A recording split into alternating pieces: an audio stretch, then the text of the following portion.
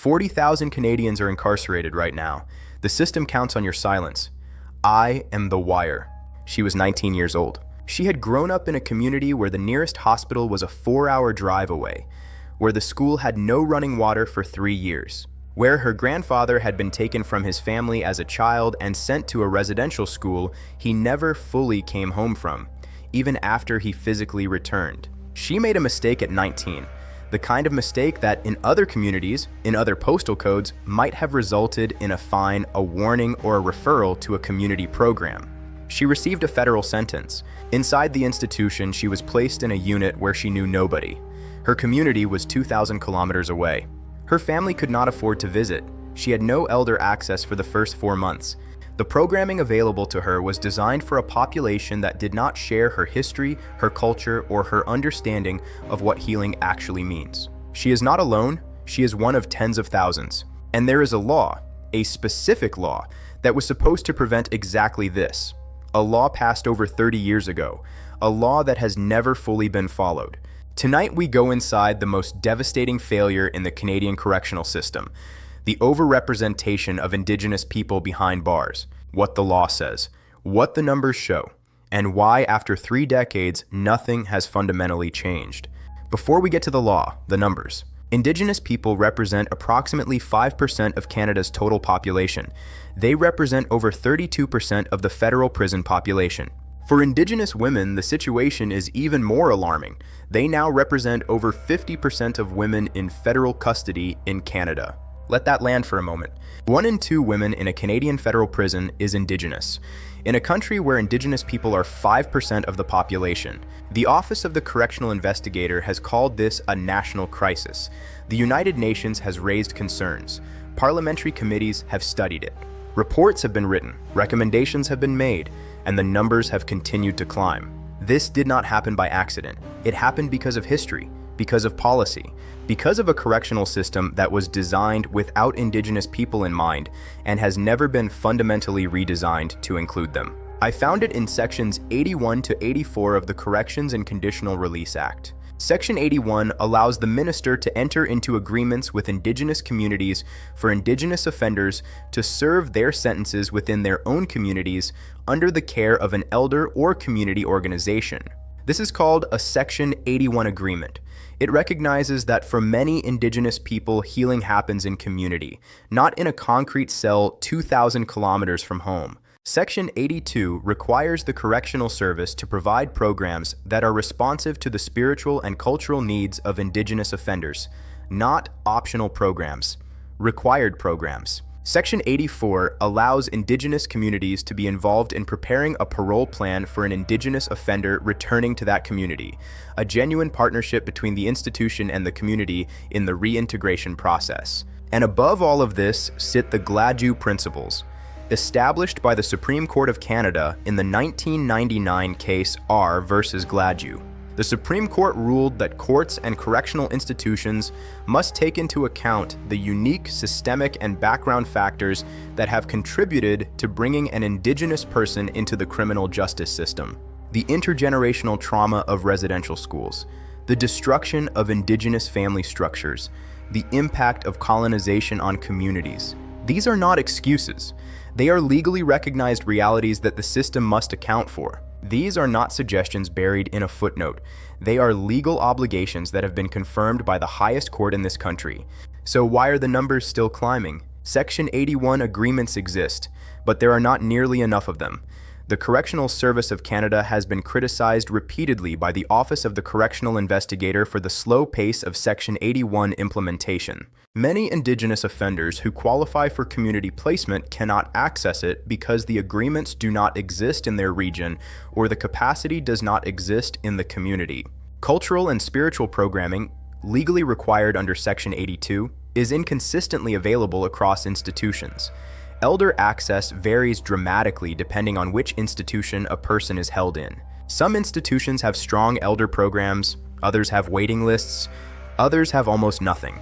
The Gladue Principles are supposed to be applied at every decision point: sentencing, classification, programming, parole. But the Office of the Correctional Investigator has documented that Gladue factors are frequently not meaningfully considered in correctional decision-making, even when they have been documented in a pre-sentence report. In Section 84 community parole plans, the mechanism for genuine community involvement in reintegration remain underutilized. The bridge between the institution and the Indigenous community that the law was supposed to build has not been fully constructed. The bridge between the institution and the Indigenous community that the law was supposed to build has not been fully constructed. Remember the 19-year-old woman we met at the beginning of this episode, 4 months before she accessed elder services that the law said should have been available to her from the moment she arrived. 4 months of navigating a system that was not designed for her, in a place that was not her home, without the cultural and spiritual support the law said she was entitled to. When she finally met the elder assigned to her institution, she said something that has stayed with me. She said, "I did not know I had the right to ask for this sooner. I thought it was a privilege, not a right." That is the gap, not just between what the law says and what institutions provide, but between what prisoners know they are entitled to and what they actually receive. The law exists. The rights exist, but if the people those rights are designed to protect do not know those rights exist, the law is just words on a page. This is what intergenerational trauma looks like inside a correctional institution. A young woman who has inherited a legacy of being told her culture, her spirituality, and her way of healing are not legitimate, finding herself inside a system that legally must honor those things, but in practice frequently does not. The Office of the Correctional Investigator has made consistent recommendations for over a decade. More Section 81 agreements, guaranteed elder access from day one of incarceration, meaningful application of Gladue Principles at every decision point, Indigenous-led healing lodges with real capacity, community involvement in reintegration that goes beyond paperwork. Some progress has been made. Healing lodges exist. Some Section 81 agreements are in place. Some institutions have strong elder programs. But the numbers tell us it is not enough. When Indigenous women are over 50% of the federal female prison population in a country where they are a small fraction of the general population, something is fundamentally broken. And the law that has existed for over 30 years, has not been implemented with the urgency and the resources that a genuine commitment to justice would require. If you or someone you know is an Indigenous person inside a Canadian federal or provincial institution, here are the rights you need to know right now. You have the right to request elder access from the moment you arrive at a federal institution. You do not have to wait. You do not have to earn it. It is a right under Section 82 of the Corrections and Conditional Release Act. You have the right to have your Gladue factors considered at every major decision point: classification, programming, transfer, and parole. If you believe your Gladue factors have not been considered, you have the right to raise this through the grievance process. You have the right to request information about Section 81 community placements and Section 84 community parole plans. Ask your parole officer directly. Put the request in writing. Contact the Office of the Correctional Investigator at oci-bec.gc.ca. Contact the Native Women's Association of Canada at nwac.ca. Contact the Assembly of First Nations at afn.ca. The John Howard Society at johnhoward.ca serves all prisoners regardless of background. All Canadian legislation and case law is free at canlii.org. Document everything. Every request, every date, every response. Written records are the foundation of every successful challenge. The law says Indigenous prisoners must be treated with cultural sensitivity and spiritual support. The law says Indigenous prisoners must be treated with cultural sensitivity and spiritual support.